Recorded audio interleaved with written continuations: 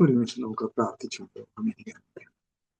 സ്നേഹനായ ദൈവമേ, ഞങ്ങളുടെ സ്വർഗ്ഗപിതാവേ, ഈ നല്ല രാത്രികാലത്തിനായിട്ട് സ്തോത്രം ചെയ്യുന്ന കർത്താവേ, പ്രിയ സഹോദരങ്ങൾ ഒരുമിച്ച് അവിടുത്തെ മുഖത്തേക്ക് നോക്കുവാൻ വീണ്ടും അടിയങ്ങൾക്ക് തന്ന ഈ സാവകാശത്തിനായിട്ട് സ്തോത്രം ചെയ്യുന്നു. കരങ്ങൾ സമർപ്പിക്കുന്നു. പൂർണ്ണമായിട്ട് അങ്ങ് തന്നെ മഹത്വം എടുത്താട്ട് കർത്താവേ, എല്ലാം അവിടുത്തെ നാമത്തിനാക്കി തീർക്കണമേ എന്ന് പ്രാർത്ഥിക്കുന്നു. എല്ലാത്തിനായി യേശുവിന്റെ നാമത്തിൽ വീക്ഷിക്കുന്ന കേൾക്കുവാനാകണം. അല്പ ആഴ്ചകൾക്ക് ശേഷം വീണ്ടും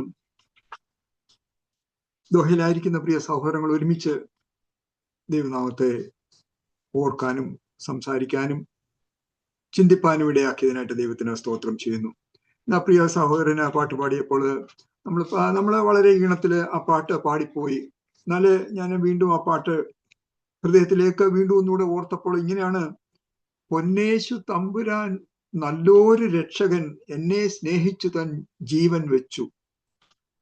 സ്വർഗസിംഹാസനം താതന്റെ മാർവതും ദൂതന്മാർ സേവയും വിട്ടെൻ പേർക്കായിട്ട് ദാസനെ പോലെ ജീവിച്ചു. പാവിയായ എന്റെ ശാപം ശിരസാലേറ്റു. നമുക്ക് എത്ര ആപ്റ്റായിട്ട്, അല്ലെങ്കിൽ എത്ര വ്യക്തമായിട്ടാണ് അവിടെ ആ പരിശുദ്ധാത്മാവ് എഴുതി വെച്ചിരിക്കുന്നത്. അവൻ ഒരു നല്ല രക്ഷകൻ, അവൻ എന്നെ സ്നേഹിച്ച് അവന്റെ ജീവൻ എനിക്ക് വേണ്ടി തന്ന് എന്നെ വീണ്ടെടുത്തു. അത് എവിടെ വരെയാണ്? പാപം ചെയ്യാതെ എന്നെ കാൽപ്പാനായിട്ട് സർവേശ്വര അവിടുത്തെ തൃക്കരങ്ങളിൽ ഏൽപ്പിക്കുന്നേ എന്ന് പറഞ്ഞുകൊണ്ടാണ് ആ പാട്ടുകാരൻ അത് അവസാനിപ്പിക്കുന്നത്. പാപം ചെയ്യാതെ എന്നെ തൃക്കരങ്ങളിൽ പരമേൽപ്പിക്കുന്നു. നോക്കാം, യേശു കർത്താവ് ഈ ഭൂമിയിൽ 3.5 വർഷക്കാലം കടന്നു വന്ന് 12 ശിഷ്യന്മാരെയൊക്കെയും തെരഞ്ഞെടുത്ത് വളരെ വ്യക്തമായിട്ട് 3.5 വർഷക്കാലം അവരോട് കാര്യങ്ങളൊക്കെയും പറഞ്ഞു. ഇങ്ങനെയാണ് കാര്യങ്ങൾ പോകുന്നത്, ഞാൻ എന്തിനു വേണ്ടി വന്നു, അല്ലെങ്കിൽ എന്റെ ദൗത്യം എന്താണ്, ഇതൊക്കെയും പറഞ്ഞ് മുൻപോട്ട് പോയി ആയി കഴിയുമ്പോൾ, എന്നാല് ഇതിലൊക്കെയും മുൻപൻ അല്ലെങ്കിൽ വളരെ പ്രധാനിയായിരുന്ന പത്രോസ് എല്ലാത്തിനും എടുത്തു ചാടി ഓരോ കാര്യങ്ങൾ ചെയ്യുമ്പോഴും ഞാൻ നിന്റെ കൂടെ നിൽക്കും, എന്തു തന്നെ സംഭവിച്ചാലും ഞാൻ അതിൽ നിന്ന് പിന്മാറുകയില്ല എന്നൊക്കെയും പറഞ്ഞിരുന്ന പത്രോസ് യേശു കർത്താവിന്റെ ക്രൂശീകരണത്തോടു കൂടി തന്നെ ഒന്നും അറിയാത്തവനായിട്ട്, അതുവരെ ആ പറഞ്ഞതും കേട്ടതുമായിട്ടുള്ള എല്ലാം തൻ്റെ ജീവിതത്തിൽ നിന്ന് പോയി, ഹൃദയത്തിൽ നിന്ന് പോയിട്ട് അവനും വീണ്ടും നമ്മൾ യോഹന്നാൻ സുവിശേഷം അതിന്റെ 21-ാം അധ്യായത്തിലേക്ക് വരുമ്പോൾ അവൻ വീണ്ടും തന്റെ കൂട്ടുകാരെ കൂടി മീൻ പിടിപ്പാനായിട്ട് കടന്നു പോകുന്ന ഒരു സീൻ നമുക്ക് കാണുവാനായിട്ട് കഴിയും അതിന്റെ അവസാനത്തെ അധ്യായത്തിൽ. എന്നാല് ആ കൂട്ടുകാരും മറ്റ് ശിഷ്യന്മാർ ഒരുമിച്ച് മീൻ പിടിപ്പാൻ പോയിട്ട് അവനൊന്നും തന്നെ ലഭ്യമായില്ല. ഒന്നും ലഭ്യമാകാതെ നിരാശനായിട്ട് ഇരിക്കുന്ന ഈ പത്രോസിനെയും കൂട്ടുകാരെയും അടുത്തേക്ക് കർത്താവ് കടന്നു വരികയാണ്. കർത്താവ് കടന്നു വന്നിട്ട് ചോദിച്ചു, പത്രോസേ, നിങ്ങള് കൂട്ടുവാനായിട്ട് വല്ല മീൻ ലഭ്യമായോ നിങ്ങൾക്ക് എന്ന് ചോദിച്ചപ്പോൾ പത്രോസ് പറയുന്നുണ്ട്, ഒന്നും ലഭിച്ചില്ല, ഞങ്ങൾ രാവെളുക്കോളം വല വീശുകയായിരുന്നു, പക്ഷെ ഒന്നും ലഭ്യമായില്ല എന്ന് പറഞ്ഞപ്പോൾ പടകിന്റെ വലതു ഭാഗത്തേക്ക് വല വീശുവിൻ എന്ന് പറഞ്ഞപ്പോൾ അത് അവരനുസരിച്ചിട്ട് അത് അങ്ങനെ ചെയ്യുകയും അവർക്ക് വളരെയധികം മത്സ്യം ലഭ്യമാവുകയും ചെയ്തതായിട്ട് നമുക്ക് വായിക്കുന്നുണ്ട്. ഈ മീനൊക്കെയും പിടിച്ചുകൊണ്ട് അവര് വളരെ ക്ഷീണിതനായിട്ട്, അതായത് രാവിലെക്കോളം അധ്വാനിച്ച് ക്ഷീണിതനായിട്ട് കടന്നു വരുന്ന ഈ ശിഷ്യന്മാരെ കർത്താവ് എങ്ങനെയാണ് സ്വീകരിച്ചത്? അവിടെ അതിന്റെ 21-ാം അധ്യായത്തിന്റെ 9-ാമത്തെ വാക്യം, കരയ്ക്ക് ഇറങ്ങിയപ്പോൾ അവർ തീക്കനലും അതിന്മേൽ മീൻ വെച്ചിരിക്കുന്നതും അപ്പവും കണ്ടു. നോക്കുക, അവർക്ക് അപ്പോൾ എന്താണ് ആവശ്യമുണ്ടായിരുന്നത്? പത്രോസിന് എന്താണ് ആവശ്യമുണ്ടായിരുന്നത്? അവരുടെ ബലഹീനത എന്തായിരുന്നു? അത് മനസ്സിലാക്കിക്കൊണ്ട് അവരുടെ ആ ഭൗതികമായിട്ടുള്ള ആവശ്യങ്ങൾ നിറവേറ്റുന്ന ഒരു കർത്താവിനെ വീണ്ടും കാണുവാനായിട്ട് കഴിയും. നമുക്ക് വേണ്ടി ഏതറ്റം വരെയും പോകുവാനായിട്ട് തയ്യാറായിട്ട് കടന്നു വന്ന കർത്താവിനെ എത്ര നിസ്സാരമായിട്ടാണ് പത്രോസ് തന്റെ ജീവിതത്തിൽ നിന്നും മാറ്റിക്കളയുവാനായിട്ട് ഇടയായി തീർന്നത്. എന്നാല് നമ്മൾ അപ്പോസ്തല പ്രവൃത്തികളിലേക്ക് കടന്നു വരുമ്പോൾ വായിക്കുന്നുണ്ട്, അതിന്റെ 3-ാം അധ്യായത്തിലേക്ക് കടന്നു വരുമ്പോൾ, എന്നാൽ പരിശുദ്ധാത്മാവ് നിറഞ്ഞവനായിട്ടുള്ള ഈ പത്രോസ് വീണ്ടും നോക്കുക, ടോട്ടലി അതുവരെയും ഉണ്ടായിരുന്ന അവന്റെ ജീവിതമല്ല പിന്നെ അവനെ നടത്തിയത്. അവൻ വളരെ കർത്താവിന് വേണ്ടി എരിയുന്നവനായി തീരുന്ന ഒരു പത്രോസിനെ നമുക്ക് അവിടെ കാണുവാനായിട്ട് കഴിയും.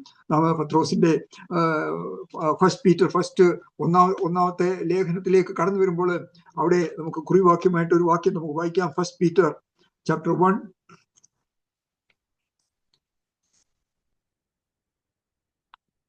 verses 23. 1 Peter chapter 1 verses 23. കെടുന്ന ബീജത്താലല്ല, കെടാത്തതിനാൽ ജീവനുള്ളതും നിലനിൽക്കുന്നതുമായ ദൈവവചനത്താൽ തന്നെ നിങ്ങൾ വീണ്ടും ജനിച്ചിരിക്കുന്നു. കെടുന്ന ബീജത്താലല്ല, കെടാത്തതിനാൽ ജീവനുള്ളതും നിലനിൽക്കുന്നതുമായ ദൈവവചനത്താൽ തന്നെ നിങ്ങൾ വീണ്ടും ജനിച്ചിരിക്കുന്നു. അവിടെ ഒരു പുതുജനനത്തെ കുറിച്ച് പറയുകയാണ്. For you have been born again, for you have been born again not of seed which is perishable. അപ്പൊ നോക്കുക, പെരിഷബിൾ അല്ലെങ്കിൽ കെട്ടുപോകുന്ന ചില കാര്യങ്ങളുണ്ട്, എന്നാൽ അങ്ങനെ അല്ല നിങ്ങൾ വീണ്ടും ജനിച്ചിരിക്കുന്നത്. But imperishable, that is through the living and enduring word of God. നോക്കുക, നിലനിൽക്കുന്നതും ജീവനുള്ളതും നിലനിൽക്കുന്നതുമായ ദൈവവചനത്താല് എന്നെയും നമ്മെ ഓരോരുത്തരെയും വീണ്ടും ജനിപ്പിച്ചിരിക്കുന്നു. അതിൽ ഇംഗ്ലീഷിൽ ഒരു the living and enduring word of God. The living and enduring word, നിങ്ങൾ വീണ്ടും ജനിച്ചിരിക്കുന്നത് ദൈവവചനത്താലാണ്. വീണ്ടും ജനിച്ചിരിക്കുന്നത്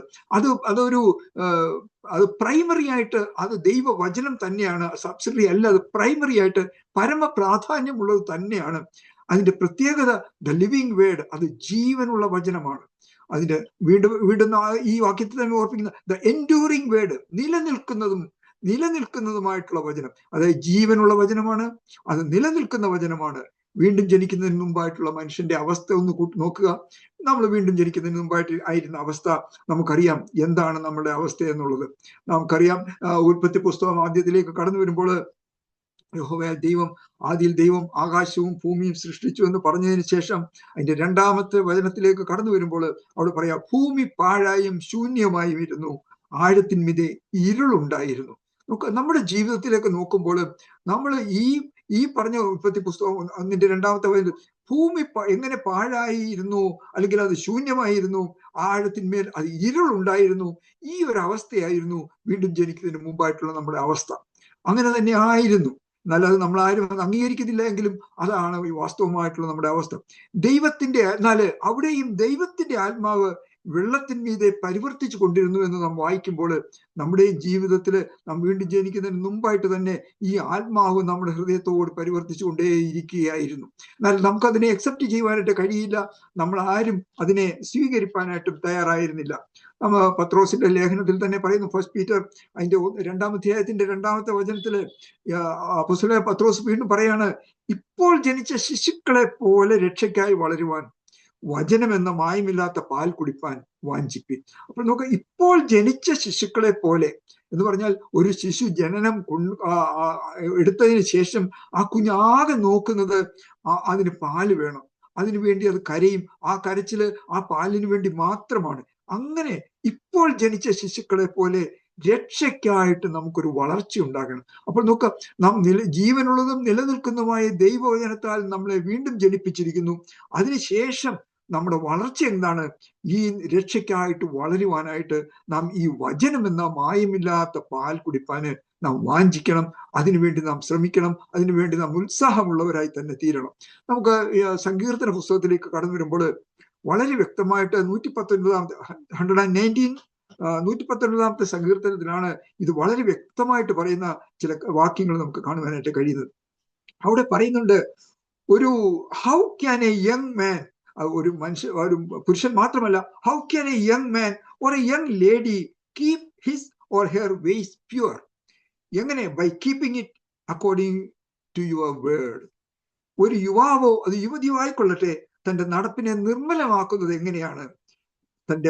നിന്റെ വചനപ്രകാരം അതിനെ സൂക്ഷിക്കുന്നതിനാൽ തന്നെ. നോക്കുക, എത്രമാത്രം നാം ആ വചനം ഉൾക്കൊണ്ടുകൊണ്ട് നമ്മുടെ ജീവിത നടപ്പിനെ നമ്മൾ ശുദ്ധീകരിക്കുന്നു, അത്രമാത്രം നമുക്ക് പ്യുവറായിട്ട് ദൈവസന്നിധിയിൽ നമുക്ക് നടക്കുവാനായിട്ട് കഴിയും. അതിന്റെ 119-ാമത്തെ തന്നെ 11-ാമത്തെ വചനത്തിൽ നമ്മൾ ഓർപ്പിക്കുന്ന ഒരു വചനമുണ്ട്, ഞാൻ നിന്നോട് പാപം ചെയ്യാതിരിക്കുന്നതിന് നിന്റെ വചനത്തെ ഹൃദയത്തിൽ സംഗ്രഹിക്കുന്നു. നോക്കുക, your word I have treasured in my heart that I may not sin against you. നിന്നോട് പാപം ഇരിക്കേണ്ടതിന് ഞാൻ എന്താ ചെയ്യേണ്ടത്?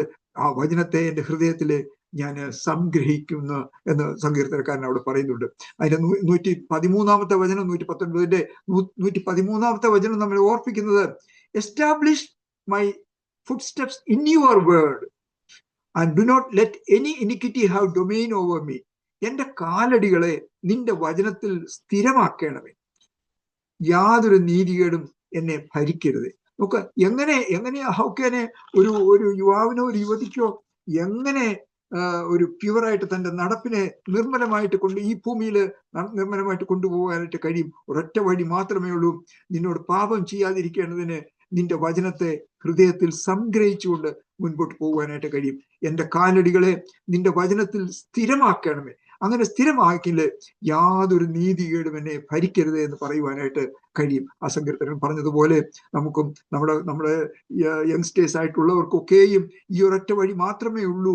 അതായത് നിന്റെ വചനത്തെ സ്ഥിരമാക്കണമേ. എന്റെ കാലടികളെ നിന്റെ വചനത്തിൽ സ്ഥിരമാക്കുമ്പോൾ ഞാൻ നീതികേടിലേക്ക് നടപ്പാതിരിക്കാനായിട്ട് ഇടയായിത്തീരും. യേശു കർത്താവ് ജോർദാൻ നദിയിലേക്ക് കടന്നു വന്നത് യോഹന്നാൻ സ്നാപകനാൽ സ്നാനമേൽക്കുന്നതിന് വേണ്ടിയാണ്. എന്നാല് ഈ യോഹന്നാൻ സ്നാപകനാൽ സ്നാനമേൽക്കാനായിട്ട് കടന്നു വന്ന യേശു കർത്താവ് സ്നാനമേറ്റ ഉടനെ അവിടെ ഒരു അശരീരി അവർ കേൾക്കുകയാണ്. ദൈവാത്മാവ് പ്രാവെന്ന പോലെ തന്റെ മേൽ ഇറങ്ങി വരുന്നതും അവൻ കണ്ടു. അതിനുശേഷം അവർ കേൾക്കാണ്, ഇവൻ എൻ്റെ പ്രിയപുത്രൻ, ഇവന് ചെവി കൊടുപ്പീൻ എന്ന സ്വർഗത്തിൽ നിന്നും ഒരു ശബ്ദം കേൾക്കുവാനായിട്ട് ഇടയായിത്തീർന്നു. ഇവൻ എൻ്റെ പ്രിയപുത്രൻ, ഇവനിൽ ഞാൻ പ്രസാദിച്ചിരിക്കുന്നു. നോക്ക്, ഇവൻ എൻ്റെ പ്രിയപുത്രൻ, ഇവൻ ഞാൻ പ്രസാദിച്ചിരിക്കുന്നു എന്നുള്ള ഒരു ശബ്ദം സ്വർഗത്തിൽ നിന്ന് കേൾക്കുവാൻ ഇടയായിത്തീർന്നു. എന്നാല് മത്തായിയുടെ സുവിശേഷം അതിന്റെ 4-ാം അധ്യായത്തിലേക്ക് കടന്നു വരുമ്പോൾ വളരെ പ്രാവശ്യം ചിന്തിച്ചിട്ടുള്ള ഒരു കാര്യമാണ്. 4-ാം അധ്യായത്തിന്റെ 1 തൊട്ട് 4 വരെയുള്ള വാക്യങ്ങളിലേക്ക് ഈ കാര്യം കഴിഞ്ഞ ഉടനെ തന്നെ പിശാചിനാൽ പരീക്ഷിക്കപ്പെടുവാനായിട്ട് യേശുവിനെ ആത്മാവ് മരുഭൂമിയിലേക്ക് നടത്തുന്നതായിട്ട് നമുക്ക് കാണുവാനായിട്ട് കഴിയും. 40 പകലും 40 രാവും ഉപവസിച്ച ശേഷം അവന് വിശന്നു. അവിടെ എഴുതിയിരിക്കുന്ന അങ്ങനെയാണ്. അതിന്റെ 3-ാം വാക്യത്തിൽ, അപ്പോൾ പരീക്ഷകൻ അടുത്തു വന്ന്, നീ ദൈവപുത്രനെങ്കിൽ ഈ കല്ല് അപ്പമായി തീരുവാൻ കൽപ്പിക്കുക എന്ന് പറഞ്ഞു.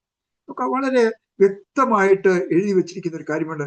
40 പകലും 40 രാവും ഉപവസിച്ചപ്പോൾ യേശുവിന് വിശന്നു. അപ്പോൾ പരീക്ഷകൻ അടുത്തു വന്നു, നീ ദൈവപുത്രനെങ്കിൽ ഈ കല്ല് അപ്പമായി തീരുവാൻ കൽപ്പിക്കുക എന്ന് പറഞ്ഞു. നമുക്ക് നമ്മുടെ ഈ ജീവിതത്തിലേക്ക് നോക്കുമ്പോൾ ഇങ്ങനെ നമ്മളെ സൂക്ഷ്മമായിട്ട് വീക്ഷിച്ചുകൊണ്ടിരിക്കുന്ന ഒരു പരീക്ഷകനുണ്ട്. അവന്റെ ദൗത്യം എന്താണ്? എങ്ങനെ എന്നെ ദൈവഭാഗത്തിൽ നിന്ന് പിന്തിരിപ്പിക്കാം, അല്ലെങ്കിൽ അവന്റെ വചനത്തിന്റെ അടിസ്ഥാനത്തിൽ നിലനിൽക്കുന്നതിൽ നിന്നും എങ്ങനെ മാറ്റിക്കൊണ്ടു പോകാം, അല്ലെങ്കിൽ എങ്ങനെ എന്നെ വ്യതിചലിപ്പിക്കാം, എൻ്റെ ഹൃദയത്തെ വ്യതിചലിപ്പിക്കാം എന്നിങ്ങനെ വളരെ ശ്രദ്ധയോടെ നോക്കിക്കൊണ്ടിരിക്കുകയാണ്.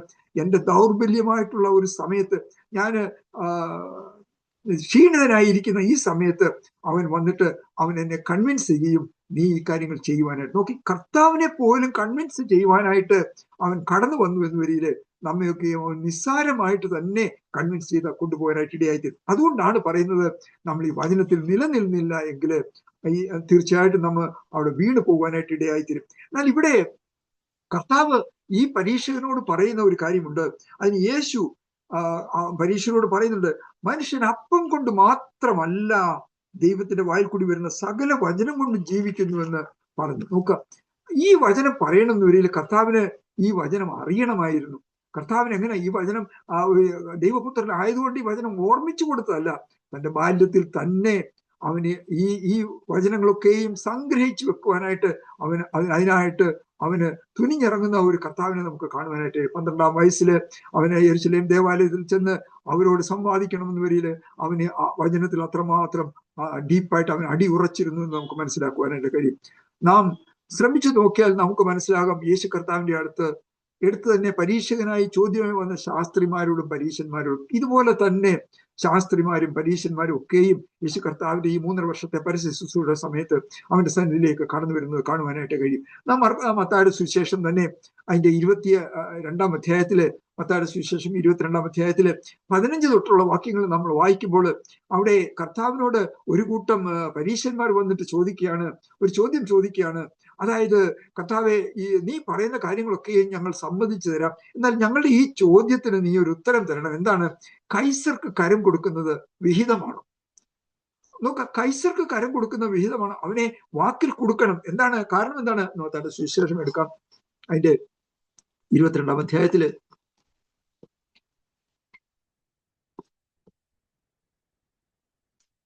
22-ാം അധ്യായത്തില് നോക്ക, അവിടെ 23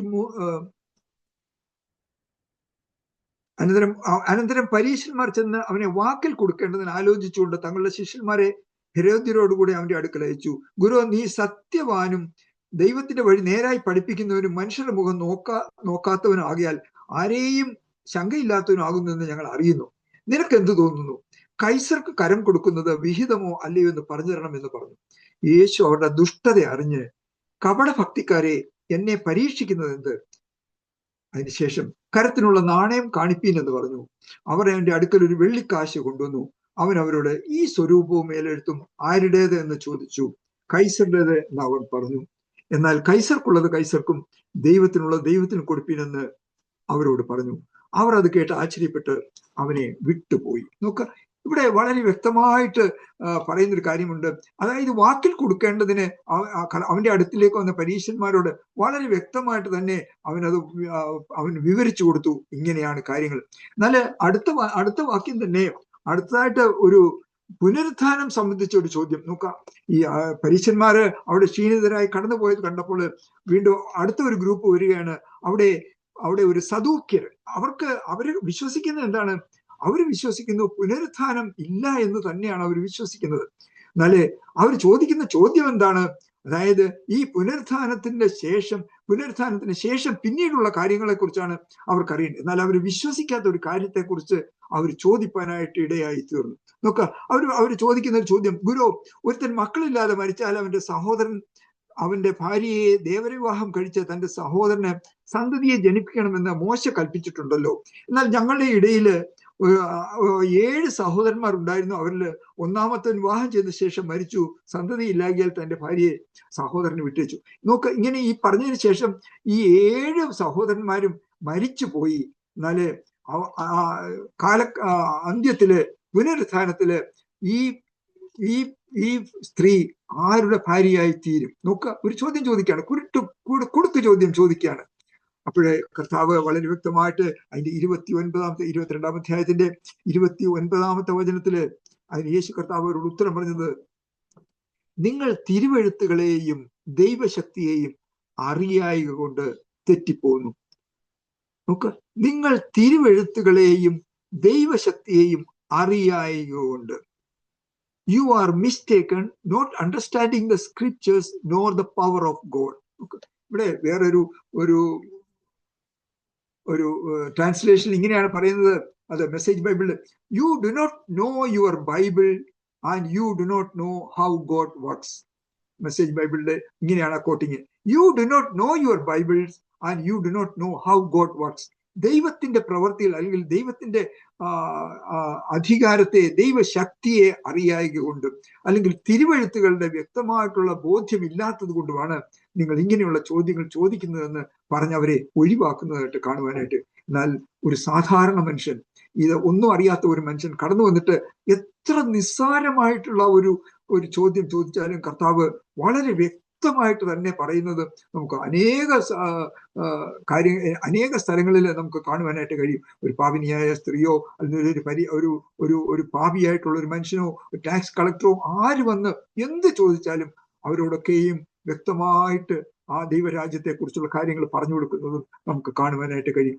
മത്തായിയുടെ സുവിശേഷം 11ാം അധ്യായത്തിലേക്ക് കടന്നു വരുമ്പോൾ ഇങ്ങനെയാണ് നമ്മൾ വായിക്കുന്നത്. 11ാം അധ്യായത്തിന്റെ 28ാമത്തെ വചനത്തില്, അധ്വാനിക്കുന്നവരും ഭാരം ചുമക്കുന്നവരുമായുള്ളവരെ എല്ലാവരും എൻ്റെ അടുക്കൽ വരുവിൻ, ഞാൻ നിങ്ങളെ ആശ്വസിപ്പിക്കും. നോക്കുക, അധ്വാനിക്കുന്നവരും ഭാരം ചുമക്കുന്നവരുമായുള്ളവരെ എല്ലാവരും, ആരെയും മാറ്റി നിർത്തുന്നില്ല, എല്ലാവരും എൻ്റെ അടുക്കൽ വരുവിൻ, ഞാൻ നിങ്ങളെ ആശ്വസിപ്പിക്കും. നാം മത്തായിയുടെ സുവിശേഷം തന്നെ 13ാം അധ്യായത്തിലേക്ക് കടന്നു വരുമ്പോൾ 13ാം അധ്യായത്തില് അവിടെയും യേശു കർത്താവ് വളരെ കാര്യങ്ങൾ ഉപമകളായിട്ട് പറയുന്ന വിത്ത് വിതയ്ക്കുന്നവന്റെ ഒരു ഉപമ അവിടെ പറയുന്നുണ്ട്. 13ാം അധ്യായം മാത്യൂസ് ഗോസ്പൽ ചാപ്റ്റർ 13 വേഴ്സസ് 1 അവിടെ 4 രീതിയിലുള്ള സ്ഥലങ്ങളിലേക്ക് ഈ വിത്ത് ചെന്ന് വീഴുന്നതായിട്ട് നമുക്ക് കാണുവാനായിട്ട് കഴിയും. അതിൽ ഒന്ന്, അത് ചിലത് വിതയ്ക്കുമ്പോൾ ചിലത് അത് വഴിയരികെ വീണതായിട്ട് നാം വായിക്കുന്നു. മറ്റു ചിലത് അത് രണ്ടാമത് വിതയ്ക്കുമ്പോൾ അത് പാറസ്ഥലത്ത് ഏറെ മണ്ണില്ലാത്ത ഇടത്ത് വീണതായിട്ട് നാം വായിക്കുന്നു. വീണ്ടും മറ്റു ചിലത് മുള്ളിനിടയിൽ വീണു, മുള്ളു വളർന്ന് അതിനെ ഞെരുക്കിക്കളഞ്ഞു. നാലാമത്തേത് മറ്റു ചിലത് നല്ല നിലത്ത് വീണു, 100, 60, 30 മേനിയായി വിളഞ്ഞു. ചെവിയുള്ളവൻ കേൾക്കട്ടെ. യേശു കർത്താവ് തന്നെ ഈ ഉപമ വ്യക്തമായിട്ട് വിവരിച്ചു കൊടുക്കുന്ന 13-ാം അധ്യായത്തിൽ തന്നെ നമുക്ക് കാണുവാനായിട്ട് കഴിയും. അതിന്റെ 18 തൊട്ടുള്ള താഴേക്ക് വായിക്കുമ്പോൾ 13-ന്റെ 18 തൊട്ട് താഴേക്ക് വായിക്കും. എന്നാൽ വിതയ്ക്കുന്നവന്റെ ഉപമ കേട്ടുകൊള്ളുകയും, ഒരുത്തൻ രാജ്യത്തിന്റെ വചനം കേട്ടിട്ട് ഗ്രഹിക്കാത്തവൻ ദുഷ്ടൻ വന്ന് അവന്റെ ഹൃദയത്തിൽ വിതയ്ക്കപ്പെട്ടത് എടുത്തു കളയുന്നു. ഇതത്രേ വഴിയരികെ വിതയ്ക്കപ്പെട്ടത്. നമുക്ക് ഒരുത്തൻ രാജ്യത്തിന്റെ വചനം കേട്ടിട്ട് ഗ്രഹിക്കാത്തവൻ ദുഷ്ടൻ വന്ന് അവന്റെ ഹൃദയത്തിൽ വിതയ്ക്കപ്പെട്ടത് എടുത്തു കളയുന്നു. ഇതത്രേ വഴിയരികെ വിതയ്ക്കപ്പെട്ടത്. പാറസ്ഥലത്ത് വിതയ്ക്കപ്പെട്ടതോ ഒരുത്തൻ വചനം കേട്ടിട്ട് ഉടനെ സന്തോഷത്തോടെ കൈക്കൊള്ളുന്നവനാകുന്നു. എങ്കിലും വേരില്ലാതിരിക്കിയാൽ അവൻ ക്ഷണികനത്രേ.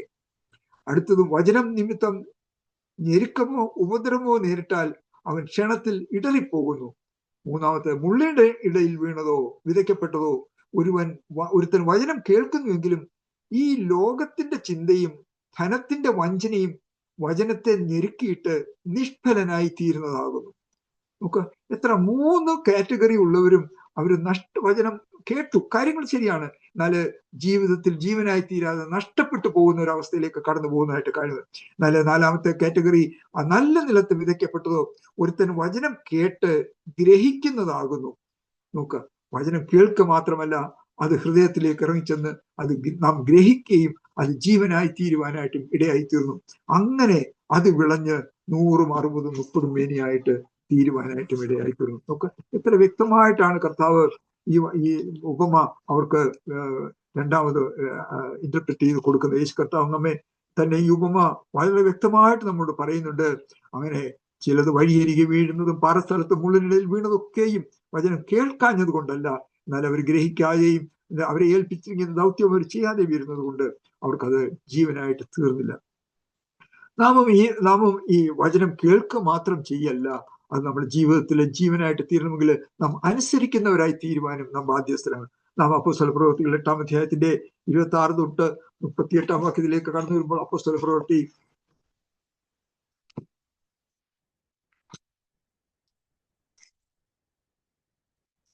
8-ാം അധ്യായത്തില്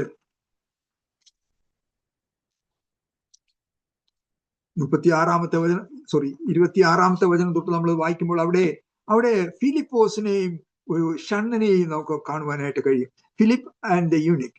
ഈ ഫിലിപ്പോസും ഷണ്ഡനെയും കുറിച്ച് കർത്താവ് അവിടെ എഴുതിയിരിക്കുന്നത്, അനന്തരം കർത്താവിന്റെ ദൂതൻ ഫിലിപ്പോസിനോട്, നീ എഴുന്നേറ്റ് തെക്കോട്ട് യെരുശലേമിൽ നിന്നുള്ള ഗസയ്ക്കുള്ള നിർജ്ജനമായ വഴിയിലേക്ക് പോവുക എന്ന് പറഞ്ഞു. അവൻ പുറപ്പെട്ടു ചെന്നപ്പോൾ കന്നക്ക എന്ന എത്യോപ്യ രാജ്ഞിയുടെ ഒരു ഷണ്ഡനും മഹാനും അവളുടെ സകല ഭണ്ഡാരത്തിനും മേൽവിചാരകനുമായ ഒരു എത്യോപ്യനെ കണ്ടു. അവൻ യെരുശലേമിൽ നമസ്കരിക്കാൻ വന്നിട്ട് മടങ്ങി പോകുമ്പോൾ തേരിലിരുന്ന് യെശയ്യാ പ്രവാചകന്റെ പുസ്തകം വായിക്കുകയായിരുന്നു. ആത്മാവ് ഫിലിപ്പോസിനോട് പറയാണ്, ഫിലിപ്പോസെ, നീ അടുത്ത് തേരിനോട് ചേർന്ന് നീ നടക്കുക എന്ന് പറഞ്ഞു. ഫിലിപ്പോസ് അത് അനുസരിക്കുന്നവനായിട്ട് തീരുന്നു. എന്നാല് ആ ഫിലിപ്പോസ് അവനോട് ചോദിക്കുക, നീ വായിക്കുന്നത് ഗ്രഹിക്കുന്നുവോ എന്ന് ചോദിച്ചതിന്, ഒരുത്തൻ പൊരുൾ തിരിച്ചു തരാഞ്ഞാൽ എങ്ങനെ ഗ്രഹിക്കുമെന്ന് അവൻ പറഞ്ഞു. ഫിലിപ്പോസ് കയറി തന്നോടുകൂടി ഇരിക്കണമെന്ന് അപേക്ഷിച്ചു. തിരുവെഴുത്തിൽ അവൻ വായിച്ച ഭാഗം, അറുക്കുവാനുള്ള ആടിനെ പോലെ അവനെ കൊണ്ടുപോയി രോമം കത്തിരിക്കുന്നവന് മുമ്പാകെ മിണ്ടാതിരിക്കുന്ന കുഞ്ഞാടിനെ പോലെ അവൻ വായി തുറക്കാതിരുന്നു. അവന്റെ താഴ്ചയിൽ അവന് ന്യായം കിട്ടാതെ പോയി. അവന്റെ തലമുറയെ ആർ വിവരിക്കും? ഭൂമിയിൽ നിന്നും അവന്റെ ജീവനെ എടുത്തു കളയുന്നുവല്ലോ. ഷണ്ണൻ ഫിലിപ്പോസിനോട്, ഈ പ്രവാചകൻ ആരെക്കുറിച്ച് പറയുന്നു? തന്നെക്കുറിച്ചോ മറ്റൊരുവനെ കുറിച്ചോ എന്ന് പറഞ്ഞു തരണമെന്ന് പറഞ്ഞു. അതിന് ഫിലിപ്പോസ് ഈ തിരുവെഴുത്ത് ആധാരമാക്കി അവനോട് യേശുവിനെ കുറിച്ചുള്ള സുവിശേഷം അറിയിച്ചു. എന്നാലേ അവർ ഇങ്ങനെ വഴി പോകുമ്പോൾ വെള്ളമുള്ള ഒരു സ്ഥലത്തെത്തിയപ്പോൾ ഷണ്ണൻ, ഇതാ വെള്ളം, ഞാൻ സ്നാനമേൽക്കുന്നതിന് എന്ത് വിരോധം എന്ന് പറഞ്ഞു. അതിന് ഫിലിപ്പോസ്, നീ പൂർണ്ണ ഹൃദയത്തോടെ വിശ്വസിക്കുന്നുവെങ്കിൽ ആകാം എന്ന് പറഞ്ഞു. യേശു ക്രിസ്തു ദൈവപുത്രൻ എന്ന് ഞാൻ വിശ്വസിക്കുന്നു എന്ന് അവൻ ഉത്തരം പറഞ്ഞു. അങ്ങനെ അവൻ തേർ നിർത്തുവാൻ കൽപ്പിച്ചു. ഫിലിപ്പോസും ഷണ്ണനും ഇരുവരും വെള്ളത്തിലിറങ്ങി അവനെ സ്നാനം കഴിപ്പിച്ചു. നോക്കുക, അപ്പോൾ തന്നെ അത് അനുസരിക്കുന്നവനായി തീരുക. ആ വചനം മനസ്സിലാക്കി അപ്പോൾ തന്നെ അവന് അനുസരിക്കുന്നവനായി തീരുവാനായിട്ടും നമുക്ക് അത് കാണുവാനായിട്ട് കഴിയും. നാം മത്തായിയുടെ സുവിശേഷം തന്നെ 16-ാം അധ്യായത്തിലേക്ക് വീണ്ടും കടന്നു വരുമ്പോൾ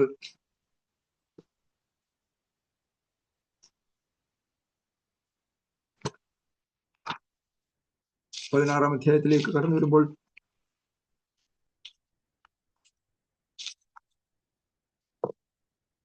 അതിന്റെ 21-ാമത്തെ വചനം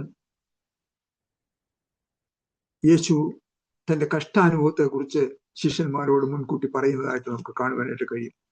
അന്നു മുതൽ യേശു താൻ യെരുശലേമിൽ ചെന്നിട്ട് മൂപ്പന്മാർ, മഹാപുരോഹിതന്മാർ, ശാസ്ത്രിമാർ എന്നിവർ പലതും സഹിച്ച് കൊല്ലപ്പെടുകയും 3-ാം നാൾ ഉയർത്തെഴുന്നേൽക്കാൻ വേണ്ടതെന്ന് ശിഷ്യന്മാരോട് പ്രസ്താവിച്ചു. ഇവിടെ കർത്താവ് വളരെ വ്യക്തമായിട്ട് വളരെ മുൻകൂട്ടി തന്നെ ശിഷ്യന്മാരോട് പറയാണ്, ഞാൻ യെരുശലേമിലേക്ക് പോവുകയാണ്. എന്നാല് മൂപ്പന്മാർ, പുരോഹിതന്മാർ, ശാസ്ത്രിമാർ എന്നിവരാൽ പലതും സഹിച്ച് കൊല്ലപ്പെടുകയും എന്നാൽ 3-ാം നാൾ ഉയർത്തെഴുന്നേൽക്കുകയും ചെയ്യണമെന്ന് ശിഷ്യന്മാരോട് വ്യക്തമായിട്ട് പറഞ്ഞു. ആശ്ചര്യമായി അങ്ങനെ തന്നെ സംഭവിച്ചു. ദുഷ്പ്രവർത്തിക്കായ 2 പേരോടുകൂടി അവനെ ക്രൂശിക്കുന്നതും നമുക്ക് കാണുവാനായിട്ട് ഇടയായിത്തീർന്നു. എന്നാൽ തങ്ങൾ കരുതിയതുപോലെ അല്ലെങ്കിൽ തങ്ങളുടെ ഹൃദയത്തിലെ താല്പര്യം പോലെ അല്ല കാര്യങ്ങൾ സംഭവിച്ചത് എന്ന് മനസ്സിലാക്കിയ ശിഷ്യന്മാർ അവരെല്ലാവരും വളരെ നിരാശരായി തീർന്നു. അവര് 4 വഴിക്കായിട്ട് കടന്നു പോകുന്നത് നമുക്ക് കാണുവാനായിട്ട് കഴിയും. നാം ലൂക്കോസിന്റെ സുവിശേഷം 24-ാം അധ്യായത്തിലേക്ക് കടന്നു വരുമ്പോൾ അതിന്റെ 13 തൊട്ടുള്ള വാക്യങ്ങൾ നമ്മൾ വായിക്കുമ്പോൾ ശിഷ്യന്മാരിൽ 2 പേര് യെരുശലേമിൽ നിന്നും എമ്മൗസിലേക്കുള്ള ഗ്രാമത്തിലേക്ക് പോകുന്നതായിട്ട് നമുക്ക് കാണുവാനായിട്ട് കഴിയും. നമുക്ക് വളരെ നിരാശരായിട്ട് അല്ലെങ്കിൽ തങ്ങള് കരുതിയതുപോലെ കാര്യങ്ങൾ നടന്നില്ല, അവർ ആഗ്രഹിച്ചതുപോലെ കാര്യം സംഭവിച്ചില്ല, എന്നാൽ തങ്ങൾ കരുതിയിരുന്ന എല്ലാം നഷ്ടപ്പെട്ടു പോയി. തങ്ങൾ കരുതിയിരുന്ന മശിഹ എന്ന് കരുതിയിരുന്ന കർത്താവിനെ അവർ ക്രൂശിച്ച് കൊന്നിരിക്കുന്നു, ഇനിയും ഞങ്ങൾക്ക് മുൻപോട്ട് നോക്കുവാൻ ഒന്നുമില്ല എന്നുള്ള ഒരു നിരാശയോടെ കടന്നു പോകുന്ന ഈ 2 പേരോട് കൂടെ യേശു കർത്താവ് ചേർന്ന് നടക്കുകയാണ്, ഉയർത്തെഴുന്നേറ്റവനായ കർത്താവ്.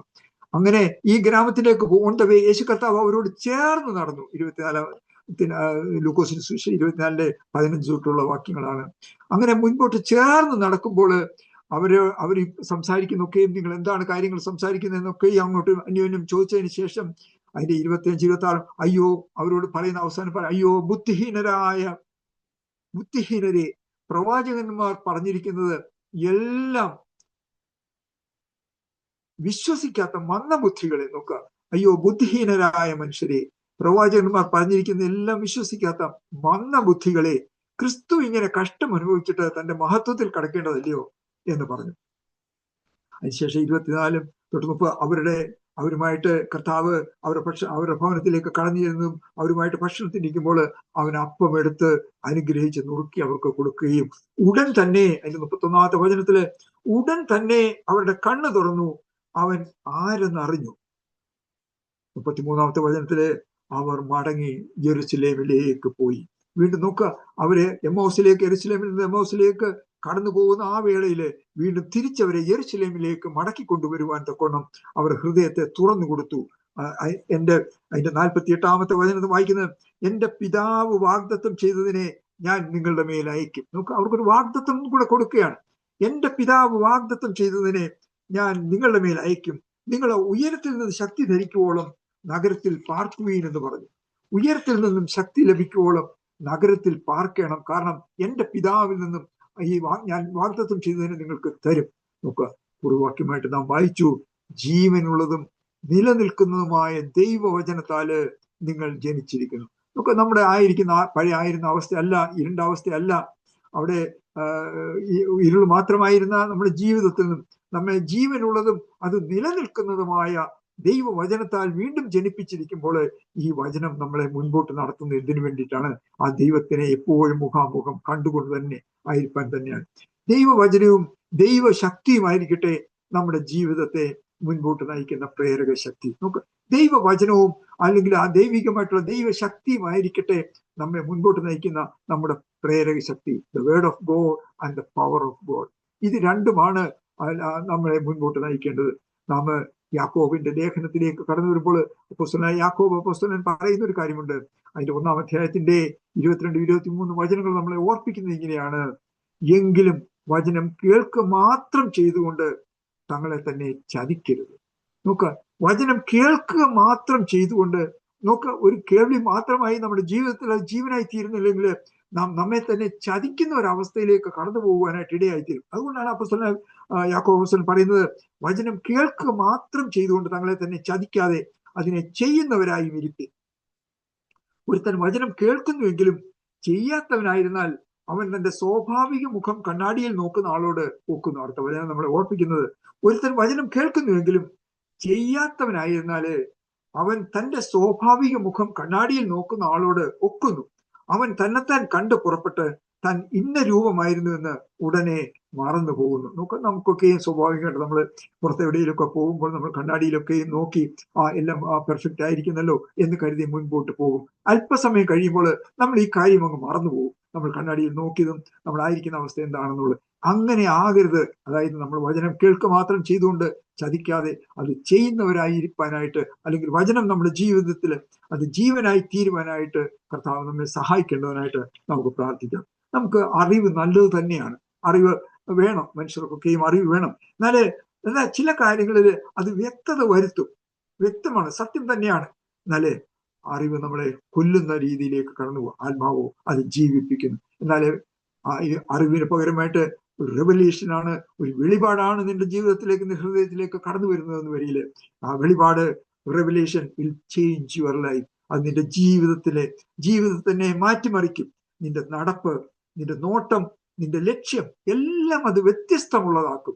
നോക്കുക, എവിടെയാണ് വെളിപാട്? Will change your life. ആ റെവല്യൂഷൻ ലഭ്യമായെങ്കിൽ മാത്രമേ നമുക്ക് നമ്മുടെ നടപ്പും നമ്മുടെ നോട്ടവും നമ്മുടെ ലക്ഷ്യവും ഒക്കെയും വ്യത്യസ്തമായി തീരുവാനും ദൈവത്തിന് അനുരൂപമായി തീരുവാനും ഇടയായിട്ടുള്ളൂ. നമ്മുടെ ജീവിതത്തിനെ നമ്മുടെ ഒരു പുതിയ നിലയിലേക്ക് മാറുവാന് അത് ഇടയാക്കി തരും. പഴയ ആയിരിക്കുന്ന ഇരുണ്ടാവസ്ഥയിൽ നിന്നും ജീവനുള്ള അവസ്ഥയിലേക്ക് നമ്മളെ മാറ്റിക്കൊണ്ടു പോകുവാനായിട്ട് ആ റെവല്യൂഷൻ, ആ വെളിപാട് ഇടയായി തീരും.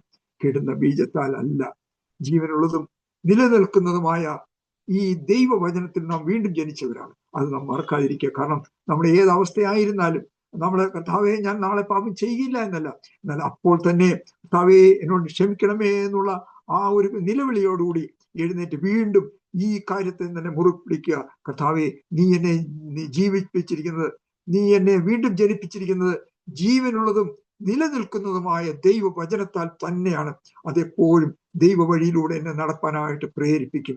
അത് തന്നെ ആയിരിക്കട്ടെ എൻ്റെ ആഗ്രഹം. അത് കർത്താവിന്റെ ആഗ്രഹത്തോട് ഒത്തുപോകുമ്പോൾ അത് ഒരുമിച്ച് ദൈവം അവൻ നമ്മുടെ ജീവിതത്തിൽ പ്രവർത്തിപ്പാനായിട്ട് ഇടയായിത്തീരും. നമ്മുടെ എല്ലാ പ്രവൃത്തിയിലും നാം ദൈവത്തെ പ്രസാദിപ്പിക്കുന്നവരായി തീരുവാനായിട്ട് അത് ഇടയായിത്തീരും. അങ്ങനെ തന്നെ ആയിത്തീരട്ടെ എന്ന് പ്രാർത്ഥിക്കാം. പരിശുദ്ധാത്മാവാണ് അതിനായിട്ട് നമുക്ക് തുണ നിൽക്കുന്നത്. നമ്മുടെ ഹൃദയങ്ങളെ എപ്പോഴും പരിശുദ്ധാത്മാവ് നമ്മുടെ ഹൃദയങ്ങളോട് സംവാദിപ്പാനായിട്ട് നമുക്ക് തന്നെ നമ്മളെ തന്നെ താഴെ സമർപ്പിക്കാം. കർത്താവേ, ഞങ്ങളെ ഈ കേൾപ്പിക്കുന്ന വചനങ്ങൾ അത് ഞങ്ങളുടെ ജീവിതത്തിൽ അത് ഒബീഡിയൻസ് ആയി, അത് അനുസരണമായിട്ട് തീരുവാൻ ഞങ്ങളെ സഹായിക്കണമെന്നുള്ള പ്രാർത്ഥനയോടെ ആയിരിക്കാം. അത് ജീവനുള്ളതാണ്, അത് നിലനിൽക്കുന്നതാണ്. ആ ദൈവവചനത്തിലാണ് ഞാൻ വീണ്ടും ജനിച്ചിരിക്കുന്നത് എന്നുള്ളത് എപ്പോഴും നമ്മുടെ ഹൃദയത്തിൽ അതൊരു മറന്നു പോകാതെ അത് ജീവനായിട്ട് തന്നെ നിൽപ്പാനായിട്ട് സഹായിക്കണം. ഞങ്ങൾ വീണ് പോയാലും ഉടൻ തന്നെ കർത്താവെ എഴുന്നേറ്റ് നിന്റെ സന്നിധിയിലേക്ക് ഓടി വന്ന് കർത്താവെ ഞങ്ങൾ ക്ഷമ ചോദിപ്പാൻ ഞങ്ങളെ ഇടയാക്കണമേ എന്നുള്ള പ്രാർത്ഥനകളായിരിക്കാം. എങ്കിലും വചനം കേൾക്കുക മാത്രം ചെയ്യാതെ തങ്ങളെ തന്നെ ചതിക്കാതെ അത് ചെയ്യുന്നവരായിരിക്കാനായിട്ട് പരിശുദ്ധാത്മാവ് നമ്മെ എല്ലാവരെയും സഹായിക്കട്ടെ എന്ന് പ്രാർത്ഥിക്കുന്നു. ദൈവം നമ്മെ അതിനായിട്ട് ഒരുക്കട്ടെ. ആമേൻ.